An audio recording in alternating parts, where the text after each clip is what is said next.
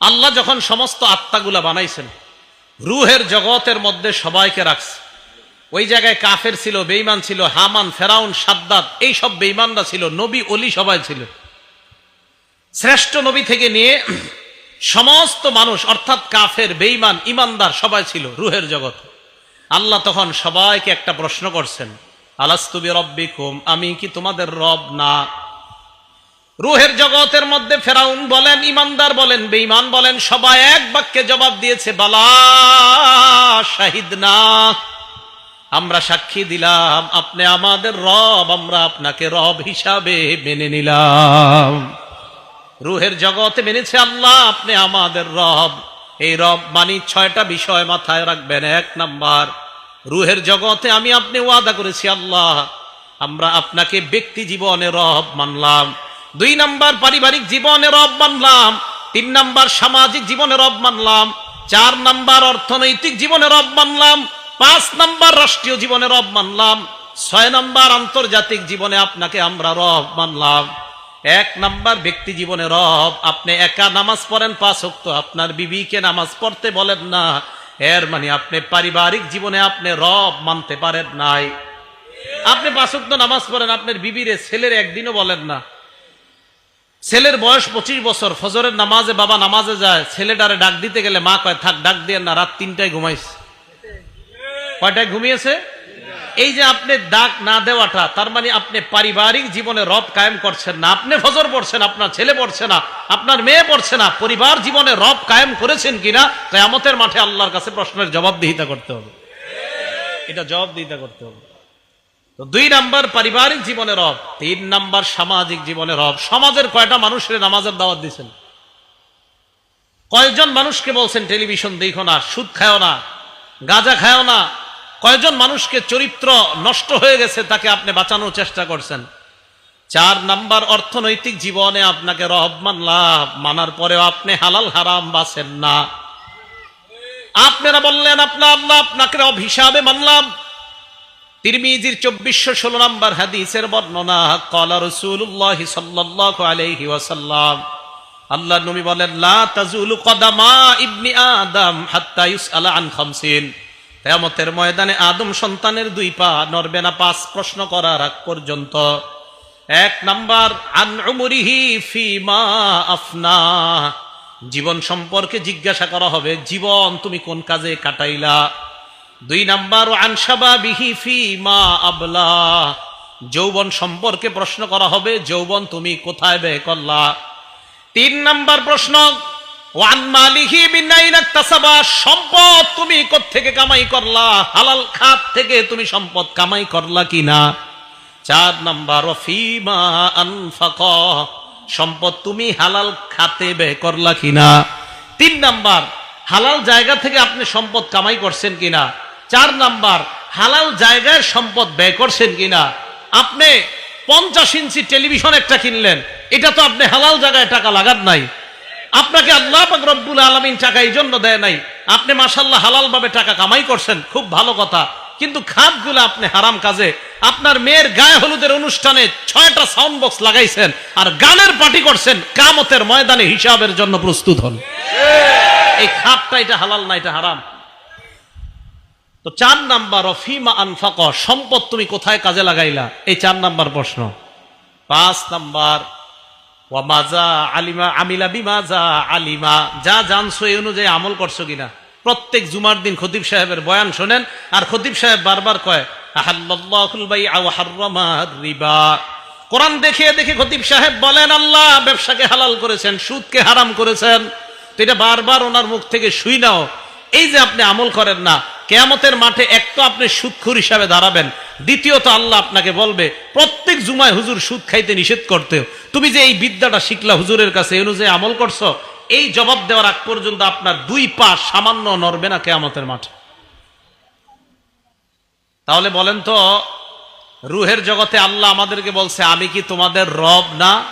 তো 4 নাম্বার, অর্থনৈতিক জীবনে আমাদের রব কে? তাহলে হারামের পিছনে ছুটা যাবে না। 5 নাম্বার, রাষ্ট্রীয় জীবনে রব, রাষ্ট্রে যেন কোরআন সুন্নাহর বিধান চালু হয় এই চেষ্টা করছেন কিনা। 6 নাম্বার, আন্তর্জাতিক জীবনে রব, সারা পৃথিবীর মানুষগুলা যেন শান্তিতে বসবাস করতে পারে এই জন্য ইসলামের শান্তির বাণী পুরা পৃথিবীতে পৌঁছে দেওয়ার চেষ্টা করেছেন কিনা। এই 6 জীবনে আমরা রুহের জগতে বলছি আল্লাহ আপনাকে আমরা রব হিসাবে মেনে নিলাম। এখন আসেন আগের কথায়, আল্লাযীনা ইয়ানকুদুনা আহদাল্লাহি মিন বাদি মিসাকিহি, যারা আল্লাহর সাথে কৃত অঙ্গীকার ভঙ্গ করে, এর দ্বারা উদ্দেশ্য হলো রুহের জগতে ওয়াদা করছি আল্লাহ আপনি আমাদের রব, আপনাকে রব হিসাবে মেনে নিলাম, কিন্তু দুনিয়াতে আসার পর আমি নামাজ পড়ি, আমার বিবিকে নামাজের কথা বলি না, আমার মেয়েটাকে বলি না, এর মানে পরিপূর্ণভাবে এখনো রব মানতে পারি নাই। আমি না রব মানছি পারিবারিক জীবনে, আল্লাহ রব কোথায়? আপনি বিবিকে তো সালাতের কথা বলেন না। তো এই ওয়াদা আল্লাহর সাথে আমরা সবাই করছি। ভাই কথাটা মন দেন, আপনার পরিবারে এই নামাজের কথা না বলাটা, এই জন্য আপনি কিন্তু ওয়াদা করছেন আল্লাহর সাথে, আল্লাহ আমার পরিবার, আমার সমাজ, এদের কাছে আমি এই রব কিভাবে বাস্তবায়ন করা যায় চেষ্টা করব, এই ওয়াদা করছেন, কিন্তু আপনি দুনিয়াতে এসে ভঙ্গ করতেছেন। এটাই বলতেছে আল্লাহ, তারা ফাসিক আল্লাযীনা ইয়ানকুদুনা আহদাল্লাহ, যারা আল্লাহর সাথে কৃত ওয়াদা ভঙ্গ করে। আল্লাহ আমাদের সকলকে এই বিষয়টা উপলব্ধি করে আমরা যেন ওয়াদা ভঙ্গকারীদের অন্তর্ভুক্ত না হই, আল্লাহ পাক্কা খাঁটি ইমানদার যেন হয়ে আমরা দুনিয়া থেকে বিদায় নিতে পারি, আল্লাহ তৌফিক দান করেন। তাহলে আল্লাযীনা ইয়ানকুদুনা আহদাল্লাহি মিন বাদি মিসাকি। এবার মন দিয়ে শুনেন, আল্লাহর সাথে যে ওয়াদা করছেন, আর কি কি ওয়াদা আল্লাহ পবিত্র কোরআনে বলছে, মা আতাকুমুর রাসূলু ফাখুযু ওয়া মা নাহাকুম আনহু ফান্তাহু। সূরা মুহাম্মদে আল্লাহ বলেন, ওয়াল্লাযীনা আমানু ওয়া আমিলুস সালিহাত ওয়া আমানু বিমা নুজিলা আলা মুহাম্মাদিন ওয়া হুয়াল হাক্কু মির রাব্বিহিম। আল্লাহ বলেন ঈমানদার কারা? যারা ঈমান এনেছে, নেক কাজ করেছে, এবং যারা আমার নবীর উপর যা নাজিল করা হয়েছে সব বিশ্বাস করেছে, তারাই হলো ঈমানদার। হ্যাঁ, ওলামা হযরতদের কাছে মুজাকারা করতেছি, গুরুত্বপূর্ণ একটা কথার দিকে আমি যাচ্ছি। আল্লাহ পাক রব্বুল আলামিন আমাদের নবীজির উপর যা নাজিল করেছেন পুরাটার উপরে ঈমান আনতে আমরা অঙ্গীকারাবদ্ধ। এখন বলেন তো, কোরআনের কিছু অংশ মানি না সব মানি? আরে নবীজির উপরে আল্লাহ কোরআনের কিছু নাজিল করছে না পুরা কোরআন? তার মানে নবীজির যা দিছে আল্লাহ আমরা সব মেনে নিব, ঠিক না? আল্লাযীনা আমানু ওয়া আমিলুস সালিহাত ওয়া আমানু বিমা নুজিলা আলা মুহাম্মদ, মুহাম্মদ সাল্লাল্লাহু আলাইহি সাল্লামের উপর যা নাজিল করা হয়েছে আমরা সব বিশ্বাস করি। আচ্ছা, আমরা তো অঙ্গীকারাবদ্ধ হলাম, বিশ্বাস করি, সবকিছু আমরা মানি। যদি বলেন যে না হুজুর আমি কিছু মানি কিছু মানি না, তা আপনি তো ঈমানদার না। আল্লাহ বলেন, আফাতুমিনুনা বিবাদিল কিতাব ওয়া তাকফুরুনা বিবাদ। তুমি কোরআনের কিছু অংশ মানো আর কিছু অংশ মানো না, এইটা তো ঈমানদারের পরিচয় না। এখন আসেন, তাহলে আমাদের নবীজিকে আল্লাহ পুরা কোরআন দিলেন, এই পুরা কোরআন বিশ্বাসে আমরা অঙ্গীকারাবদ্ধ, ঠিক তো? এখন আল্লাহ কি বলে সূরা হাশরে দেখেন, মা আতাকুমুর রাসূলু ফাখুযু ওয়া মা নাহাকুম আনহু ফান্তাহু। নবী তোমাদেরকে যা দিয়েছেন তোমরা গ্রহণ করো। তাহলে নবী যা দিয়েছে গ্রহণ করবেন? এই জি আসতে হয়েছে, নবী যা দিয়েছে গ্রহণ করে, হুকুম কার? আবার বলছি, নবী যা দিয়েছেন এটা গ্রহণ করো, হুকুমটা কার? তাহলে নবী যা দিয়েছে আমাদেরকে আমরা গ্রহণ করব তো? নবী যা থেকে নিষেধ করেছেন তা থেকে তোমরা বিরত থাকো। আমাদের নবী আমাদেরকে যা দিয়েছেন আমরা গ্রহণ করার ওয়াদা করলাম, যা থেকে নিষেধ করেছেন তা থেকে বিরত থাকার ওয়াদা করলাম। এখন আসেন আল্লাহ নবীর সাহাবা আব্দুল্লাহ ইবনে আমর রাদিয়াল্লাহু তাআলা আনহুমার বর্ণনা। আব্দুর রহমান ইবনে আব্দে রব্বিল কাবা একজন তাবিঈ, এই তাবিঈ বলেন আমি নবীর সাহাবা আব্দুল্লাহ ইবনে আমরের কাছে গেলাম। নাসাই শরীফ 4191 নম্বর হাদিসের বর্ণনা। ওয়া হুয়া জালিসুন ফি জিল্লিল কাবা, নবীর সাহাবা তখন কাবার ছায়ার মধ্যে বসা। ওয়ান নাসু আলাইহি মুজতামিউন, নবীর সাহাবাকে সবাই ঘেরাও করে রাখছে। সাহাবা আব্দুল্লাহ ইবনে আমর বলেন, কুন্না মান নবী সাল্লাল্লাহু আলাইহি ওয়াসাল্লাম ফি সাফার, আমরা আল্লাহ নবীর সাথে এক সফরের মধ্যে ছিলাম। ইদ নাযালনা মানজিলা, সফর করতে করতে এক জায়গায় যাত্রা বিরতি দিলাম। আমরা সফরে বের হই, দাওয়াত তাবলীগের সফরে গেলে হঠাৎ আমাদের যদি নামাজের প্রয়োজন হয়, হাজতের প্রয়োজন হলে মাঝে মাঝে সফর বিরতি দেই আমরা, ঠিক না? সাহাবারা সফর বিরতি দিলেন, নবীজি সফর বিরতি দিলেন। একটু মন দিয়ে শুনতে হবে এই জায়গাটা। তো নবীজির সাহাবা আব্দুল্লাহ ইবনে আমর বলেন, আমরা সাহাবাদের মাঝে 3টে গ্রুপ হয়ে গেছে যাত্রা বিরতি দেওয়ার পর। মনে করেন আপনারা সবাই একসাথে এখানে আসছেন, তো পথিমধ্যে এক জায়গায় বললেন এই দাঁড়া, এই জায়গায় জোহর নামাজটা পড়ি। তো নামাজ পড়তে গিয়ে কেউ গেছেন ইস্তেনজায়, কেউ গেছেন ওযু করতে, কেউ গেছেন মসজিদে, এরকম হতে পারে। তো সাহাবারা বলেন আমাদের মাঝে তিনটা দল হয়ে গেছে। এক নাম্বার ফামিন্না মাইয়াদরিবু খিবাআ, একদল তাবু টানাইতেছে, তাবুর ছায়ায় বিশ্রাম নিবে। ওয়ামিন্না মাইয়ানতাদিলু, আরেক দল তীর প্রতিযোগিতা করতেছে, তীরের প্রতিযোগিতা এটা করতেছে আরেক দল। ওয়ামিন্না মান হুয়া ফি জাশরাতিহি, আরেক দল তার প্রাণীগুলাকে পানি পান করায়, সফর করছে যে প্রাণী দিয়া এইগুলারে ঘাস খাওয়াইতেছে, পানি পান করাইতেছে।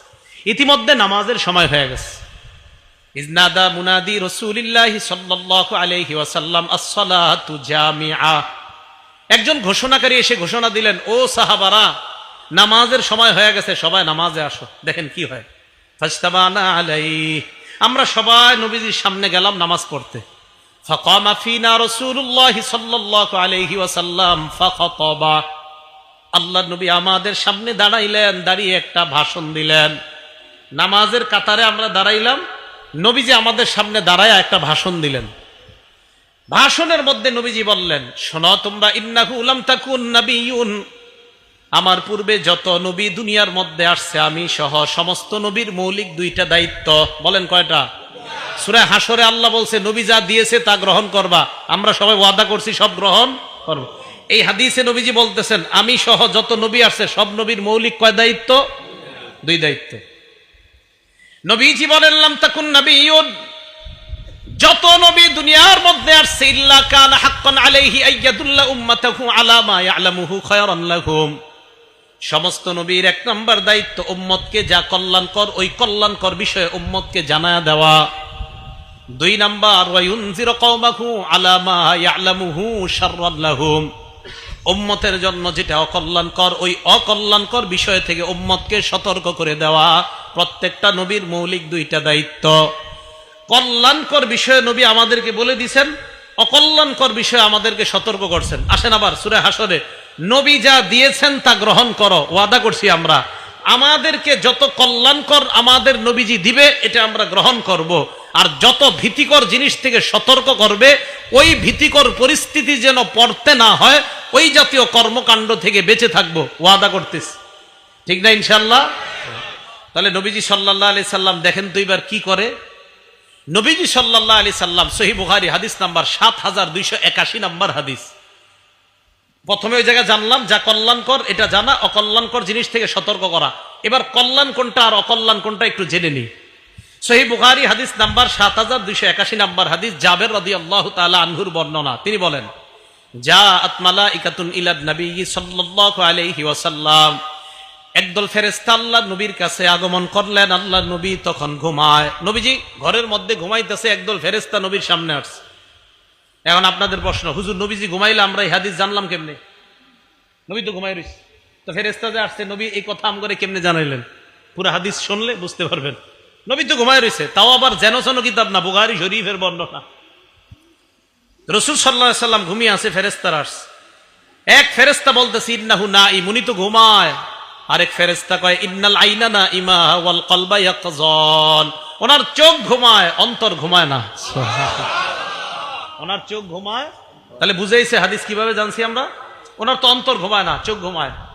এজন্য যদি কেউ আজকে সকালে কোন একটা কিতাবের মধ্যে পড়েন নবীজি সাল্লাল্লাহু আলাইহি সাল্লাম ঘুম থেকে উঠাই ওযু ছাড়া নামাজ পড়ছে, আমিও পড়বো, এটা পাবেন হাদিসে, সহিহ হাদিসের মধ্যে পাবেন যে নবী সাল্লাল্লাহু আলাইহি সাল্লাম ঘুম থেকে উঠছে, উঠা ওযু ছাড়া নামাজ পড়ছে, এটা সহিহ হাদিসে পাবেন। এখন কেউ এই সহিহ হাদিসটা পাওয়ার পরে চিন্তা করলেন আজকে ইমাম সাহেবের ধর্ম দ্বারা, তো শীতকাল, প্রচন্ড শীতকাল, মসজিদে আসছে, আসার পর ইমাম সাহেব আয়েশা বলতেছে হুজুর শীতকালে ওযু তো না করলেও চলে। তো হুজুরকে কেন? আজকে হাদিসে পাইলাম নবীজি সাল্লাল্লাহু আলাইহি সাল্লাম ঘুম থেকে উঠা, লাগবে না কিচ্ছু লাগবে না, চুপচাপ থাকেন, নবীজি সাল্লাল্লাহু আলাইহি সাল্লাম ঘুম থেকে উঠা ওযু ছাড়া নামাজ পড়ছে, তাই শীতকালে একটু ওযু না করলে কি হয়? হুজুর কয় এটা আপনি কি বললেন? আমি তো বুখারী শরীফ পড়াই 20 বছর, আপনি আমারে হঠাৎ সেই হাদিস বলে পড়ান, কিন্তু বুঝেন নাই হাদিস, হাদিস বুঝেন নাই। পরে হুজুর বলল বাবা আমি তো হাদিস বুঝছি। কয় কি? আমার ঘুম আর নবীজির ঘুম, আপনার ঘুম আর নবীজির ঘুম এক না। আমি আপনি যখন ঘুমাই আমাদের চোখ ঘুমায়, অন্তর ঘুমায়, নবী যখন ঘুমায় শুধু চোখ ঘুমায়, অন্তর ঘুমায় না। এই জন্য নবীর অজু আছে না নাই ঘুম থেকে উঠলে নবী বুঝতে পারে, কিন্তু আমি আর আপনি যেহেতু ঘুমাইলে আমাদের চোখও ঘুমায়, অন্তরও ঘুমায়, তাই আমরা উঠার পর জানি না অজু আছে না নাই, তাই আমাদের অজু করতেই হবে। আর নবী ঘুম থেকে উঠার পর বুঝতে পারে ওনার অজু আছে না নাই। অজু না থাকলে ওনার অজুর প্রয়োজন হয়, আর অজু থাকলে ওনার অজুর প্রয়োজন হয় না। ওই মাসালা আমার আপনার জীবনে ফিট করলে হবে না। চিন্তা করছেন নি হুজুরের গিয়ে ভুল ধরতে চেয়েছিল। রাসূল আকরাম সাল্লাল্লাহু আলাইহি সাল্লাম ঘুমিয়ে আছেন, তো এক ফেরেশতা কয় উনি ঘুমায়, আরেক ফেরেশতা কয় না ওনার চোখ ঘুমায়, অন্তর ঘুমায় না। ফেরেশতারা বললেন ইদরিবু লাহু মাসালা ইন্না লিসাহিবিকুম হাযা মাসালান ফাদরিবু লাহু মাসালা। যেই নবী ঘুমায় তার একটা দৃষ্টান্ত আছে, তার দৃষ্টান্ত তোমরা বর্ণনা দাও। ফেরেশতাদের মধ্যে একজন বললেন তিনি তো ঘুমায়, আরেক ফেরেশতা কয় তিনি ঘুমায় না, তার চোখ ঘুমায়, তার অন্তর ঘুমায় না। এবার তারা দৃষ্টান্তটা বর্ণনা দিয়েছেন, এই দৃষ্টান্তটা সবার মুখস্থ করা লাগবে। আপনারা মুখস্থ করবেন, আগামীকাল চা স্টলে বৈশা গিবত শেখায়ত না কইরা এই দৃষ্টান্ত একজন আরেকজনে বলবেন। পারবেন তো ইনশাআল্লাহ? দাওয়াত ও তাবলীগে যারা গাছতের আদব বলেন, এই আপনি গাছতের আদব এটা বলবেন। দেখেন নবী সাল্লাল্লাহু আলাইহি সাল্লাম কি বলেন, মাসালুহু কামাসালি রাজুল, আল্লাহ নবীর দৃষ্টান্ত হলো এমন এক ব্যক্তির মতো, বানাদারা, যে ব্যক্তি একটা ঘর বানিয়েছেন, ওয়াজালা ফিহা মাদুবা, ঘরের মধ্যে একটা দস্তরখান বিছিয়েছেন, দস্তরখানের মধ্যে সুস্বাদু রং বেরঙের খাবার, ওয়াবাসা দাইয়ান, একজন আহ্বানকারীকে বাহিরে পাঠাইছে, যাও রাস্তাঘাটে যাদেরকে পাইবা তাদেরকে দাওয়াত দেওয়ার বলবা এই ঘরের মধ্যে যারা আসবে তারা সুস্বাদু খাবার খেতে পারবে। ফামান আজাবাদ দাইয়া দাখালাদ দার ওয়া আকালা মিনাল মাদুবা। তো একজন আইসা বলছে, ভাইও অমুক ঘরে সুন্দর দস্তরখান আছে, আপনারা আসেন যারা যারা খাবেন।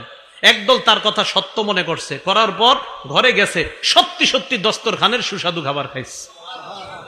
অমাল্লাম ইউজিবিদ দাইয়া, আরেক দল তার কথার সাড়া দেয় নাই, ওয়ালাম ইয়াকুলিদ দার, ঘরের মধ্যেও ঢুকে নাই, ওয়ালাম ইয়াদখুলিদ দার, ঘরের মধ্যেও প্রবেশ করে নাই, ওয়ালাম ইয়াকুল মিনাল মাদুবা, দস্তরখানের খাবারও খায় নাই। তাহলে যিনি ঘোষণা দিছে তার কথা বিশ্বাস করার ক্ষেত্রে দুই দল, একদল বিশ্বাস করছে, ঘরে গেছে, দস্তরখানের খাবার খাইছে, আরেক দল বিশ্বাস করে নাই, ঘরেও যায় নাই, দস্তরখানের খাবারও খায় নাই। এই কথা ফেরেশতা একদল আরেক দলের সাথে বলা বলি করে, আমার নবী ঘুমায় আছে, তবে নবীর চোখ ঘুমাইতেছে, অন্তর দ্বারা সব উপলব্ধি করতেছে। এই কথা বলার পর ফেরেশতারা বললেন আউযিলুহা লাহু, এটার ব্যাখ্যা দিয়ে দাও, এই যে কথাটা বললাম এটার ব্যাখ্যা দাও। এবার ফেরেশতারা ব্যাখ্যা দিতে লাগলেন, ফাদ্দার আল জান্নাহ, ঘরের দৃষ্টান্ত হলো আল্লাহর জান্নাত, দস্তরখানের দৃষ্টান্ত হলো সুস্বাদু খাবার। জান্নাত যিনি বানিয়েছেন তিনি হলেন আল্লাহ, আল্লাহ জান্নাত বানাইলেন, দস্তরখান বিছাইলেন, একজন আহ্বানকারী পাঠাইলেন। এই আহ্বানকারী অন্য কেউ নয়, এই আহ্বানকারী হলেন যিনি ঘুমিয়ে আছেন, মুহাম্মদ সাল্লাল্লাহু আলাইহি ওয়াসাল্লাম। তাহলে মুহাম্মদ সাল্লাল্লাহু আলাইহি ওয়াসাল্লাম আমাকে আপনাকে ডাকতেছে ওই ঘরের দিকে, ওই দস্তরখানের দিকে। নবীর কথা মানার ক্ষেত্রে আমাদের মধ্যে দুই দল, এক দল কথা বিশ্বাস করে ঘরের মধ্যে যায়, এর মানে যারা নবীর কথা মানবে তারা আল্লাহর জান্নাতের মেহমান, তাহলে তারা জান্নাতের মেহমান হবে। শেষে কি বলে দেখেন, ফামান আতা মুহাম্মাদান সাল্লাল্লাহু আলাইহি ওয়াসাল্লাম, যারা আল্লাহর নবীর কথা মেনে নেয় তারা আল্লাহর অনুসারী হয়ে যায়। ওমান আসা মুহাম্মাদান সাল্লাল্লাহু আলাইহি ওয়াসাল্লাম, যারা নবীর কথা না মানে তারা আল্লাহর নাফরমান বান্দা হয়ে যায়। তাহলে দুইটা, একটা নবীরে মানা আর একটা নাফরমানি করা। বলেন আমরা কোনটা মানবো না নাফরমানি করব? মানবো, কারণ এই যে সূরা হাসরে ওয়াদা করছি নবী যা বলবে তা গ্রহণ করব। ভুলে গেছে? কোরআনে না ওয়াদা করছি যে আল্লাহ বলছে নবীরে যা দিয়েছি তা গ্রহণ করবা। আমি গুরুত্বপূর্ণ একটা কথা বলার জন্য শুধু এগুলো বুঝাইতেছি যে আল্লাহ বলছে আমি যা দিয়েছি নবীরে তা গ্রহণ করো, আর আমরাও নবীর থেকে জানলাম হ্যাঁ নবী আপনি আমাদেরকে যা দিবেন আমরা অঙ্গীকারাবদ্ধ গ্রহণ করব। সাহাবা উবাদা ইবনে সামিত রাদিয়াল্লাহু তাআলা আনহু কি বলেন দেখেন, নাসাই শরীফ হাদিস নাম্বার 4149 নাম্বার হাদিস। তিনি বলেন, বায়া'নান নাবিয়্য সাল্লাল্লাহু আলাইহি ওয়াসাল্লাম আলা সামঈ ওয়াত তাআ, আমরা নবীর হাতে হাত রেখে বায়াত হলাম, আলা সামঈ, নবীর কথা শুনবো, ওয়াত তাআ, নবীর কথা মানবো। বলেন নবীর কথা, নবীর কথা কেন সূরা হাসরে ওয়াদা করছি নবী যা বলবে তা গ্রহণ করব। এখন উবাদা ইবনে সামিত বলেন আমরা নবীর কাছে বায়াত হলাম, নবীর কথা শুনবো, নবীর কথা মানবো। কোন ক্ষেত্রে দেখেন কি বলে, ফিল ইউসরি ওয়াল উসরি, আমার অনুকূলে হলেও নবীর কথা মানবো, আমার প্রতিকূলে হলেও নবীর কথা মানবো, মানে আমার পক্ষে গেলেও মানবো, আমার বিপক্ষে গেলেও মানবো, কারণ কথাটা আমার নবীর। ওয়াল মানশাতি ওয়াল মুকরাহ, মানসাত মানে সুখেও মানবো, মুকরাহ মানে দুঃখেও মানবো। তাহলে সুখের সময় আমার নবীকে মানবো, দুঃখের সময়ও নবীকে মানবো। এরপরে বলতেছে যোগ্য মানুষ যদি যোগ্যতার আসনে বসে যায়, এটার বিরোধিতা আমরা করব না, এই মর্মে আমরা বায়াত হলাম। আর যদি অযোগ্য ব্যক্তি যোগ্যতার আসনে বসে যায়, এটার বিরোধিতা করা ফরজ হয়ে যায়। এটা এই মর্মে বায়াত হয়েছে সাহাবারা। আর কি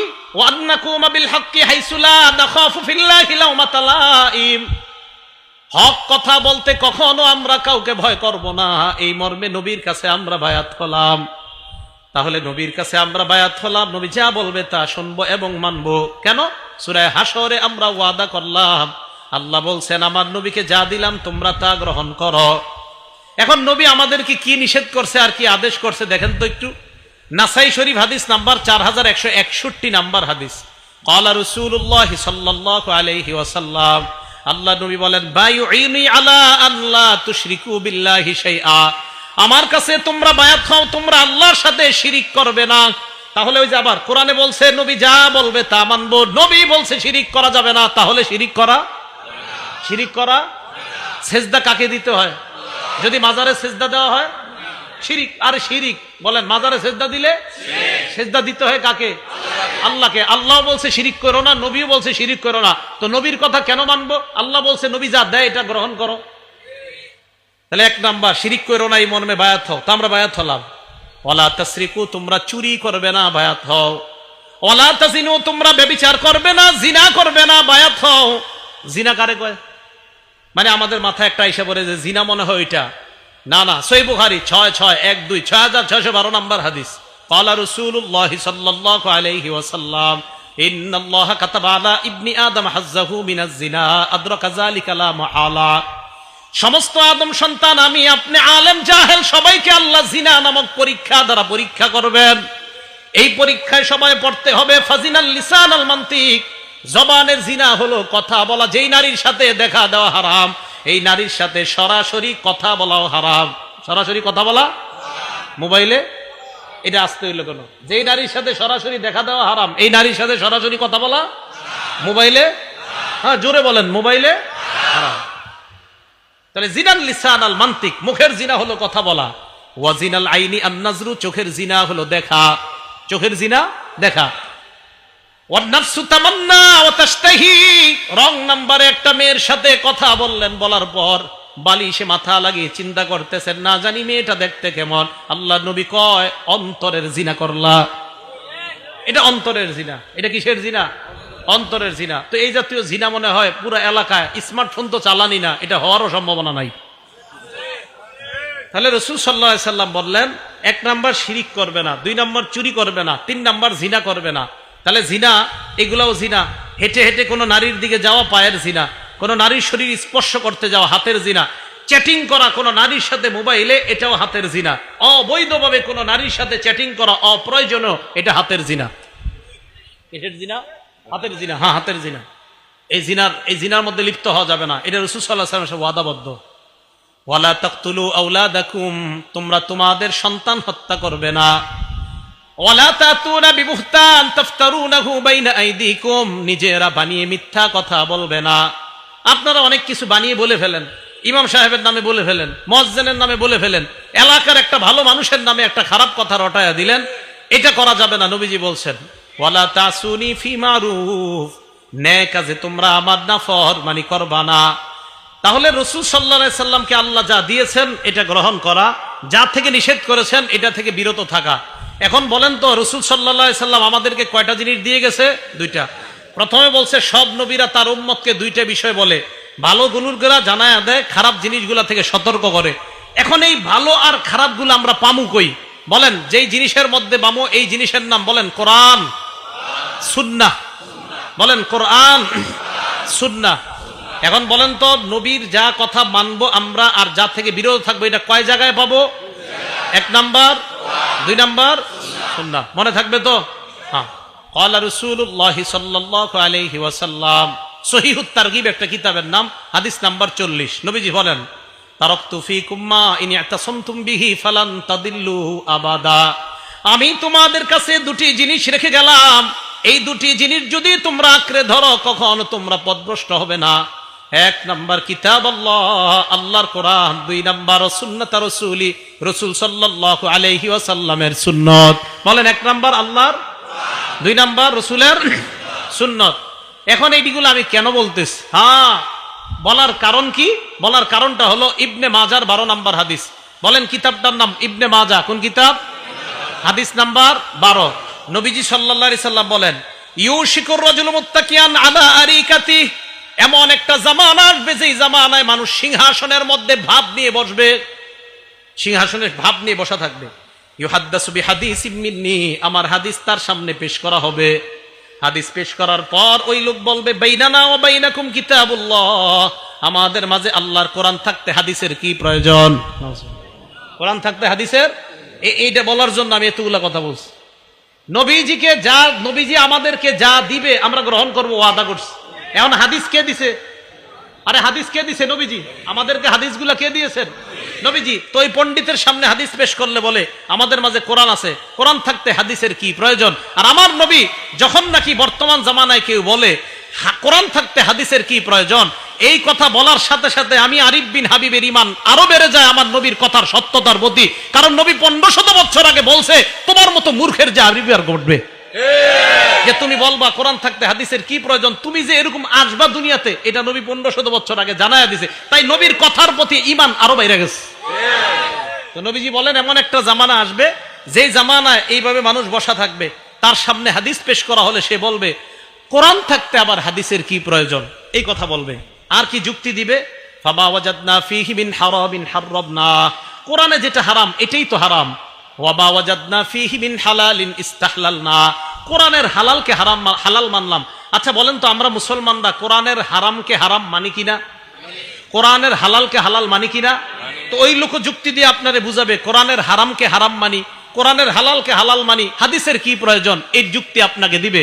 তখন আপনি পাল্টা প্রশ্ন করবেন, ভাই কোরআনের মধ্যে আছে রুকু করো, কোরআনের মধ্যে আছে সিজদা করো। ইয়া আইয়ুহাল্লাযীনা আমানুর কাউ, হে ঈমানদারগণ তোমরা রুকু করো, ওয়াসজুদু সিজদা করো। কোরআনের মধ্যে নাই 4 রাকাত যোহর পড়ো, এটা কোরআনে নাই। ফজর 2 রাকাত ফরজ, এটা কোরআনে নাই। আসর 4 রাকাত ফরজ, এটা কোরআনে নাই। মাগরিব 3 রাকাত ফরজ, এটা কোরআনে নাই। এশা 4 রাকাত ফরজ, এটা কোরআনে নাই। কোরআনে আছে নামাজ পড়ো, কোরআনে আছে রুকু করো, কোরআনে আছে সিজদা করো। হাদিসের মধ্যে আছে নামাজ এইভাবে পড়ো, হাদিসের মধ্যে আছে ফজর এইভাবে পড়ো। অতএব শুধু কোরআন আর শুধু হাদিস, একটা বাদ দিয়ে আরেকটা মানার নাম মুনাফিক মার্কা ঈমানদার। তাহলে কোরআন হাদিস একটা বাদ দিয়ে আরেকটা না, উভয়টা। মাশাআল্লাহ, তো বুঝে আসছে। কোরআনে আছে রুকু করো, কিন্তু কিভাবে করবেন এটা কোরআনে নাই। কোরআনে আছে সিজদা করো, কিভাবে সিজদা করবেন এটা কোরআনে নাই, এটা হাদিসে আছে। তাহলে কোরআন হাদিস উভয়টা মানতে হবে। সূরা নিসা আছে, ফানকিহু মা তাবা লাকুম মিনান নিসা, নারীদের মধ্য থেকে যাদেরকে পছন্দ হয় তাদেরকে বিয়ে করো, এটা কোরআনে আছে। সূরা নূরের মধ্যে আছে, ওয়ানকিহুল আয়ামা, তোমাদের মধ্যে যারা বিবাহের করতে পারে না, যারা এখনো বিবাহ করে নাই, যাদের বিয়ে হয় নাই নারী পুরুষ, তাদের বিয়ে করায় দাও। সূরা নিসা আছে বিয়ে করো, সূরা নূরে আছে বিয়ে করাও। কিভাবে বিয়ে করাইবা এটা কোরআনে কোথাও লেখা নেই। এই যে দুইজন বসবে, বসার পরে একজনে ইজাব বলবে, আরেকজন কবুল বলবে, এত টাকা দেন মোহরের বাবদ তোমাকে প্রস্তাব করলাম, তুমি রাজি থাকলে কবুল বলো, এটা কোরআনে কোথাও লেখা নাই। কোরআনে আছে বিয়ে করো, কোরআন আছে বিয়ে করাও, হাদিসে আছে কিভাবে বিয়ে করাও। তাহলে কোরআন হাদিস না কোরআন হাদিস দুইটা, এই তো বুঝে আসছে আপনাদের। তাহলে একটা বাদ দিয়ে আরেকটা। তো নবীজি 1500 বছর আগে বলছে একটা দলের আবির্ভাব ঘটবে, তারা বলবে শুধু কোরআন মানলেই চলবে, হাদিস মানার কোনো দরকার নাই। তো রাসূল আকরাম সাল্লাল্লাহু আলাইহি সাল্লামের এই ব্যাপারে আল্লাহ কোরআনে বলছে, নবী যা দিয়েছে এটা গ্রহণ করো। বলেন আমাদের নবী আমাদেরকে শুধু কোরআন দিছে না কোরআন সুন্নাহ দুইটা দিছে? মাশাআল্লাহ, বুঝে আসছে সবার। এই জিনিস দুইটাই আমরা গ্রহণ করব, এটা রাসূল সাল্লাল্লাহু আলাইহি সাল্লাম আমাদেরকে দিয়েছেন। আর আমরা কোরআনে ওয়াদা করছি, আল্লাহ এটাই বলতেছে, আল্লাযীনা ইয়ানকুদুনা আহদাল্লাহি মিন বাদি মিসাকি, যারা আল্লাহর সাথে কৃত ওয়াদা ভঙ্গ করে। আল্লাহ আমরা ওয়াদা করছি আপনার নবী যা দিবে তা গ্রহণ করব, এই ওয়াদা আমরা ভঙ্গকারী হব না। আর ওয়াদা ভঙ্গকারী হলে আমরা ফাসিক হয়ে যাব, নাউজুবিল্লাহ। কি কথা মনে থাকবে? এবার পরের অংশে যাই। আল্লাযীনা ইয়ানকুদুনা আহদাল্লাহি মিন বাদি মিসাকি। পরের অংশটা শুরু করলে কেউ উঠেন না, আল্লাহর হস্তে উঠবেন না। কারণ পরের অংশটা এমন একটা বিষয়, এটা শুনলে অনেকে উঠা যায়, উঠেন না কিন্তু। হ্যাঁ, ওয়ায়াকতাউনা মা আমারাল্লাহু বিহি আন ইউসালা। আল্লাহ যা জোড়া লাগাইতে আদেশ করে তারা তা ছিন্ন করে। ফাসিকদের দ্বিতীয় পরিচয় দিচ্ছে আল্লাহ। আল্লাহ যা জোড়া লাগাইতে বলে তারা সেটা ছিন্ন করে। আল্লাহ জোড়া লাগাইতে বলে আত্মীয়তার সম্পর্ক, এটা তারা ছিন্ন করে। সম্পর্ক কিসের? রক্তের সম্পর্ক, আত্মীয়তার সম্পর্ক। বলেন, রক্তের সম্পর্ক, আত্মীয়তার সম্পর্ক। সহিহ বুখারী হাদিস নাম্বার 5983 নাম্বার হাদিস। এক ব্যক্তি রাসূল আকরাম সাল্লাল্লাহু আলাইহি সাল্লামের কাছে আসছে, আসে বলে আখবিরনি বিআমালিন ইউদখিলুনিল জান্নাহ। ইয়া রাসূলুল্লাহ, এমন কিছু আমল আমাকে বলেন যে আমলটা করলে আমি আল্লাহর জান্নাতের মেহমান হয়ে যাব। এই প্রশ্ন করার পর সাহাবারা বললেন ফাকালাল কওম মালাহ মালাহ। সাহাবারা বললেন এই লোকটার কি হইল, এই লোকটার কি হইল, কি প্রশ্ন করে? এমন আমল বলেন যে আমল করলেই জান্নাতে যাব, লোকটার কি হলো? নবীজি বলে আরে থামো, অরবুন মালাহ, লোকটার প্রয়োজনীয়তা আছে তাই জিজ্ঞাসা করছে। নবী বললেন 4 আমল করবা, মরলেই জান্নাতি হবা। কয় আমল? 1, তা'বুদুল্লাহ লা তুশরিকু বিহি শাইআ। শিরিক মুক্ত ইবাদত করবা। কি মুক্ত ইবাদত? শিরিক। ওলামায়ে হযরতদের কাছে আবদার করব, মানুষের পায়ে ধরে ধরে বুঝান ভাই শিরিক করেন না। আমাদের হাজারো মুসলমানরা নামাজ পড়ে 5 ওয়াক্ত, কিন্তু সে যে শিরিক করে সে জানেও না। বিভিন্ন দিন আসলে, বিভিন্ন মাস আসলে, বিশেষ করে রজব মাস আসলে। কোন মাস? আরে কোন মাস? সামনে তো এই পদ্মা ব্রিজ না, তো পদ্মার এই পাশে কিছুটা গ্রান আছে, আর ওই পাশে তো মাশাআল্লাহ কঠিন গ্রান। গ্রান মানে গন্ধ, বেদাতের গন্ধ। বেদাতের তো গ্রান হয় না, গন্ধ। কি হয়? গন্ধ। তো দেখেন, 1 নাম্বার তা'বুদুল্লাহ, আল্লাহর ইবাদত করবা, শিরিক করা যাবে না। 2 নাম্বার তুকিমুস সালাহ, সালাত কায়েম করবা। 3 নাম্বার তুতিজ যাকাত, যাকাত আদায় করবা। 4 নাম্বার তাসিলুর রহিম, আত্মীয়তার সম্পর্ক জোড়া লাগাইবা। রক্তের সম্পর্ক জোড়া লাগাইবা, মারা যাইবা আল্লাহ পাক তোমাকে জান্নাতের মেহমান বানায়া দিবেন। তাহলে 4 নাম্বার রক্তের সম্পর্ক, 4 নাম্বার আত্মীয়তার সম্পর্ক। এটা আল্লাহ আদেশ করছে জোড়া লাগাইতে, এটা ছিন্ন করার আদেশ করে নাই। সহিহ বুখারী হাদিস নাম্বার 5984 নাম্বার হাদিস।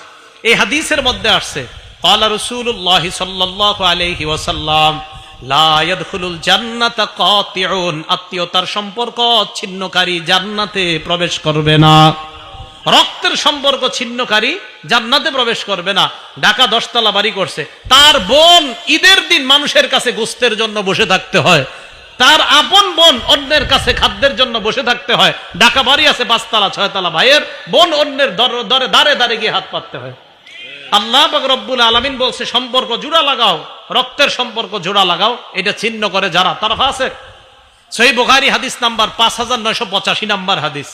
ক্বালা রাসূলুল্লাহ সাল্লাল্লাহু আলাইহি ওয়াসাল্লাম, আল্লাহ নবী বলেন মান সাররাহু, যেই ব্যক্তি এটা পছন্দ করে, আইয়ুবসাতালাহু ফি রিজকিহি, কোন ব্যক্তি যদি চায় তার রিজিকের মধ্যে বরকত হোক। রিজিকে বরকত সবাই চান? 2 নাম্বার ওয়ায়ুনসালাহু ফি ইসরিহি বা আসরিহি, কেউ যদি চায় তার হায়াতে বরকত। বলেন কয় জিনিসে বরকত? রিজিকে, হায়াতে। বলেন রিজিকে। যদি এই 2 জিনিসে কেউ বরকত চায়, নবী বলেন ফালইয়াসিল রহিমা, সে যেন রক্তের সম্পর্ক জোড়া লাগায়, আল্লাহ তার রিজিকে এবং হায়াতে বরকত দান করবেন। বলেন রিজিক আর হায়াতে বরকত দানের কয় উপায়? মানে না, উপায় একটা। রিজিক আর হায়াতে বরকত হবে একটা আমল করলে, রিজিক আর হায়াতে ভরপুর বেশি বরকত হবে একটা আমল করলে, সেটা হলো রক্তের সম্পর্ক জোড়া লাগাইলে। রক্তের সম্পর্ক জোড়া লাগাইলে রিজিকে বরকত হবে, হায়াতে বরকত হবে। এটা আজীব হাদিস শোনেন, সহিহ বুখারী হাদিস নাম্বার 5987 নাম্বার হাদিস। ইন্নাল্লাহা খালাকাল খালকা, আল্লাহ সৃষ্টি বানাইলেন, আসমান জমিন বানাইলেন। বানানোর পর হাত্তা ইদা ফারাগা মিনাল খালকি, আল্লাহ যখন সৃষ্টি থেকে অবসর হলেন, দেখেন কি কামাতির রহিম, রক্তের সম্পর্কটা আল্লাহর সামনে দাঁড়ায় গেছে। আরে আমি আপনারা কিন্তু সম্পর্কটা এটা কেমনে দাঁড়াইছে আল্লাহ জানে, দাঁড়াইছে। দাঁড়ানোর পর আল্লাহকে বললেন আল্লাহ হাজা মাকাবুল আইজি বিকা মিনাল কাতিআ, আল্লাহ রক্তের সম্পর্ক যারা ছিন্ন করে তাদের থেকে পানা চাওয়ার আপনি তো শ্রেষ্ঠ জায়গা, তাই আমি আপনার সামনে দাঁড়াইলাম। আল্লাহ বললেন আমা তারদাইনা আন আসিলামান ওয়াসালাক, তুমি কি সন্তুষ্ট না যারা তোমাকে রক্ষা করবে? আমি ওয়াদা করলাম, আমি আল্লাহ তাদেরকে রক্ষা করার ওয়াদা করলাম। রক্তের সম্পর্ককে আল্লাহ বললেন, ভাই ভাইকে যদি সম্পর্ক রক্ষা করে, ভাই বোনের সম্পর্ক যদি রক্ষা হয়, রক্ত আর আত্মীয়তার বন্ধন যদি রক্ষা হয়, আমি আল্লাহ ওই ব্যক্তিকে রক্ষা করব। এরপরেরটা কি কইছে? ওয়া আকতাআ মান কাতাআক, তোমাকে যারা ছিন্ন করবে আমি আল্লাহ তাকে ছিন্ন করব। আত্মীয়তার সম্পর্ক যে ছিন্ন করবে আমি তাকে ছিন্ন করব। আল্লাহ আমাদের সকলকে আত্মীয়তার সম্পর্ক জোড়া লাগানোর তৌফিক দান করেন। অনেকে প্রশ্ন করে, হুজুর আমার আত্মীয় যদি আমার সাথে খারাপ ব্যবহার করে আমি কি করব? করে না? জবাব আসতেছে, আগে শোনেন। সহিহ বুখারী হাদিস নাম্বার 5990 নাম্বার হাদিস। ক্বালা রাসূলুল্লাহ সাল্লাল্লাহু আলাইহি ওয়াসাল্লাম, আল্লাহ নবী বলেন, ওয়ালাকিন লাহুম রাহিমুন আবুল্লু বিবালালিহা, নবীজি বলেন আত্মীয়তার সম্পর্কের একটা রস আছে। আত্মীয়তার সম্পর্কের যে রস, এই রসের মাধ্যমে আত্মীয়তার সম্পর্ককে আমি প্রাণবন্ত করে রাখি, সজীব করে রাখি। রক্তের সম্পর্ককে আমি সজীব করে রাখি, প্রাণবন্ত করে রাখি সব সময়। এবার প্রশ্নের উত্তর নেন। যারা বলেন, হুজুর আমার বোন তো আমার সাথে কথা বলে না, আমার ভাই আমার সাথে কথা বলে না, আসেনি এই অভিযোগ? হ্যাঁ, এখন তাদের অভিযোগের জবাব নবীজি দিয়ে দিছে, আমি কি দিমু? সহিহ বুখারী হাদিস নাম্বার 5991 নাম্বার হাদিস। ক্বালা রাসূলুল্লাহ সাল্লাল্লাহু আলাইহি ওয়াসাল্লাম, আল্লাহ নবী বলেন, লাইসাল ওয়াসিলু বিল মুকাফি, কয় শুধুমাত্র আমি আমার ভাইয়ের সাথে সম্পর্ক জোড়া লাগাইলাম এটার নামে আত্মীয়তার সম্পর্ক রক্ষাকারী এমন না। এটা তো আত্মীয়তার সম্পর্ক রক্ষা হচ্ছেই। নবীজি বলেন প্রকৃত আত্মীয়তার সম্পর্ক রক্ষাকারী ওই ব্যক্তি, ওয়ালাকিনিল ওয়াসিলুল্লাযী ইযা কুতিআত রাহিমুহু ওয়াসালাহা। নবী বলেন প্রকৃত আত্মীয়তার সম্পর্ক রক্ষাকারী ওই ব্যক্তি, যখন আত্মীয়তার সম্পর্ক কেউ ছিন্ন করে ওই ব্যক্তি আগে বেড়ে সেটাকে রক্ষা করে। আপনার বোন আপনার সাথে কথা বলে না, বাস না বলুক, আপনি আত্মীয়তার সম্পর্ক রক্ষা করেন। আমি আপনাদেরকে একটা বাংলা বলে যাই, আপনি দেখবেন আপনার ভাইয়েরা বোনেরা আপনারে ঠকাইতেছে, আপনি বুঝতেছেন, এরপরেও আপনি তাদের সাথে সুন্দর সম্পর্ক রাখতেছেন কেন? যে নবী বলছে আত্মীয়তার সম্পর্ক ঠিক রাখতে। আপনি দেখবেন 2, 4, 5, 10 মাস পরে আপনি খোঁজ নিয়ে দেখবেন তাদের সবার চাইতে আপনি ভালো আছেন। দেখেন, যদিও আপনি বাহ্যিকভাবে দেখতে একটু হেরে যাচ্ছেন, বাহ্যিকভাবে আপনি একটু ফেল হয়ে যাইতেছেন, তাদের চেয়ে দেখা যাচ্ছে আল্লাহ আপনাকে ভালো রাখবে, এই কথা মনে রাখেন। তাহলে আত্মীয়তার সম্পর্ক এটাকে বলা হয় প্রকৃত, যে কেউ যদি ছিন্ন করে তার সাথে সম্পর্ক রক্ষা করা। আর আত্মীয়তার সম্পর্ক ছিন্ন করা মানে ফাসেক হওয়া, আত্মীয়তার সম্পর্ক ছিন্ন করা মানে জাহান্নামে যাওয়া। আল্লাহ হেফাজত করেন। মুসলিম শরীফের হাদিস, জান্নাতুল ফেরদাউসের উপরে হলো আরশ। সুবহানাল্লাহ। হাদিসে আসছে আল ফিরদাউস আলা জান্নাহ, জান্নাতুল ফেরদাউস হলো জান্নাতের সবচেয়ে উঁচু জায়গাটা। এই হাদিসের মধ্যে নবী বলেন ওয়ামিন ফাওকিহা আল আরশ, জান্নাতুল ফেরদাউসের উপরে হলো আরশ। এবার মুসলিম শরীফের হাদিস শোনেন, আর রহিমু মুআল্লাকাতুন বিল আরশ, রক্তের সম্পর্কটা এই এখনো আরশের সাথে ঝুলে রয়েছে। এইভাবে ঝুলে ঝুলে রক্তের সম্পর্ক আর আত্মীয়তার সম্পর্ক বলতে থাকে, মান ওয়াসালানি ওয়াসালাহুল্লাহ, আমাকে যারা রক্ষা করে আল্লাহ যেন তাদেরকে রক্ষা করে। অমান কতানি কতাহুল্লাহ, রক্তের সম্পর্ক ঝুলে ঝুলে বলে আমাকে যারা ছিন্ন করে আল্লাহ যেন তাদেরকে ছিন্ন করে দেয়। নাউজুবিল্লাহ। রক্তের সম্পর্ক আরশের সাথে ঝুলে ঝুলে বলে আমাকে যারা রক্ষা করে আল্লাহ যেন তাদেরকে রক্ষা করে, আমাকে যারা ছিন্ন করে আল্লাহ যেন তাদেরকে ছিন্ন করে। আল্লাহ আমাদের সকলকে রক্তের সম্পর্ক রক্ষা করার তৌফিক দান করেন। আবু দাউদ শরীফ হাদিস নাম্বার 4902 নাম্বার হাদিস। নবীজি সাল্লাল্লাহু আলাইহি সাল্লাম বলেন, মা মিন আজদারু আইয়ু আজ্জিলাল্লাহু লি সাহিবিহিল উকুবাতা ফিদ দুনিয়া ওয়া মা ইয়াদখিরু লাহু ফিল আখিরাহ মিসলুল বাগী ওয়া কাতিআতির রাহিম। রাসূল সাল্লাল্লাহু আলাইহি সাল্লাম বলেন, কোন অপরাধ এত ভয়ঙ্কর না, রক্তের সম্পর্ক ছিন্ন করা এত ভয়ঙ্কর অপরাধ, আত্মীয়তার সম্পর্ক ছিন্নকারীকে আল্লাহ দুনিয়াতে তো শাস্তি দিবেই, আখিরাতেও যে তার জন্য কি ভয়ঙ্কর শাস্তি আল্লাহ প্রস্তুত করে রাখছে, অন্য কোন অপরাধের জন্য এত ভয়ঙ্কর শাস্তি রাখছে কিনা নবী বলে আমার জানা নাই। এই অপরাধের জন্য আল্লাহ যেই পরিমাণ শাস্তি আল্লাহ প্রস্তুত করে রাখছে। তাহলে আত্মীয়তার সম্পর্ক ছিন্নকারীকে দুনিয়াতেও শাস্তি দিবে, আখিরাতেও শাস্তি দিবে। আবু দাউদ শরীফের হাদিস। সহিহ বুখারী হাদিস নাম্বার 6138 নাম্বার হাদিস। বলেন আল্লাহরে বিশ্বাস করি কারা কারা? হাত উঠায় রাখেন, বিশ্বাস করি সবাই। তাহলে হাত উঠায় হাদিসটা শুনেন। ক্বালা রাসূলুল্লাহ সাল্লাল্লাহু আলাইহি ওয়াসাল্লাম, মান কানা ইউমিনু বিল্লাহি ওয়াল ইয়াউমিল আখির, রাসূল সাল্লাল্লাহু আলাইহি সাল্লাম বলে যে আল্লাহ বিশ্বাস করে, করি তো, এবং আখিরাত বিশ্বাস করে, করি, ফালইয়াসিল রহিমা, সে যেন আত্মীয়তার সম্পর্ক রক্ষা করে। হাত উঠায় রাখেন। আত্মীয়তার সম্পর্ক রক্ষা করা মানে আল্লাহরে বিশ্বাস করা। আত্মীয়তার সম্পর্ক রক্ষা করা মানে আখেরাত বিশ্বাস করা। তাহলে আমরা আল্লাহ মানি, আখেরাত মানি, তাহলে রক্তের সম্পর্ক ছিন্ন হয়ে থাকলে তার সাথে রক্তের সম্পর্ক জোড়া। আল্লাহ তৌফিক দান করেন। ভাই কথা বলে না, আপনি আগায় কথা বলবেন। বোন কথা বলে না, আপনি আগায় কথা বলবেন। আপন ভাই ভাইকে 40 বছর একজন আরেকজনের চেহারার দিকে তাকায় না, কত বড় ভয়ঙ্কর কথা। বাবা চাচার সাথে কথা বলে না দেখা ভাতিজাও চাচারে সালাম দেয় না। আরে এটা কেমন কথা? আপনার বাবা আর চাচার মধ্যে একটু দ্বন্দ্ব হয়েছে, এটা ভাই ভাইয়ের অভিমানের ব্যাপার। আপনি ভাতিজা চাচারে দেখলে সালাম না দিয়ে আরেক রাস্তায় কিভাবে যান? এটা কেন? এটা যেন না হয়। ইবনে মাজাহ 3251 নম্বর হাদিস, রাসূল আকরাম সাল্লাল্লাহু আলাইহি সাল্লাম বলেন, নিরাপদে কারা কারা জান্নাতে যাইতে চাও? নিরাপদে সবাই জান্নাতে যাইতে চাই? রাসূল আকরাম সাল্লাল্লাহু আলাইহি সাল্লাম বলেন, নিরাপদে যদি জান্নাতে চাইতে চাও কয়েকটা আমল করবা। ইয়া আইয়ুহান নাস আফশুস সালাম, হে মানুষ তোমরা সালাম দাও। ওয়া আতিমুত তাআম, তোমরা খাবার খাওয়াও। ওয়া সিলুল আরহাম, রক্তের সম্পর্ক রক্ষা করো। ওয়া সাল্লু বিল লাইলি ওয়ান নাসু নিয়াম, রাতের বেলা মানুষ যখন ঘুমায় তখন তাহাজ্জুদের নামাজ পড়ো। তাদখুলুল জান্নাতা বিসালাম, মরো আর নিরাপদে জান্নাতে প্রবেশ করো। সালাম দাও, 2 নাম্বার খাবার খাওয়াও, 3 নাম্বার আত্মীয়তার সম্পর্ক রক্ষা করো, 4 নাম্বার রাতের বেলা তাহাজ্জুদের সালাত পড়ো, নিরাপদে জান্নাতে প্রবেশ করো। কথা কি বুঝে আসছে সবার? তাহলে ফাসেক কারা? আল্লাযীনা ইয়ানকুদুনা আহদাল্লাহ, যারা আল্লাহর সাথে কৃত অঙ্গীকার ওয়াদাকে যারা ভঙ্গ করে। আর আল্লাহর ওয়াদা কি কি, এই ব্যাপারে আমরা নবীজির বিস্তর অনেকগুলো আলোচনা করলাম। এরপরে ওয়ায়াকতাউনা মা আমারাল্লাহু বিহি আইয়ুসালা, আল্লাহ যা জোড়া লাগাইতে বলে এটা যারা ছিন্ন করে। 3 নাম্বার ওয়ায়ুফসিদুনা ফিল আরদ, যারা জমিনে ফাসাদ সৃষ্টি করে, শান্তির পরিবর্তে যারা অশান্তি সৃষ্টি করে, তাদেরকে আল্লাহ ফাসেক বললেন। শেষে আল্লাহ বলেন, উলাইকা হুমুল খাসিরুন, তারা হলো ক্ষতিগ্রস্ত। ভাই আপনাদের কাছে হাত জোর করে আবদার, আমি আপনি মরার সময় আমার আপনার নামের পিছনে যেন ক্ষতিগ্রস্ত শব্দটা লেখা না হয়, আমার আপনার নামের পাশে যেন সফল ইমানদার লেখা হয়ে যায়।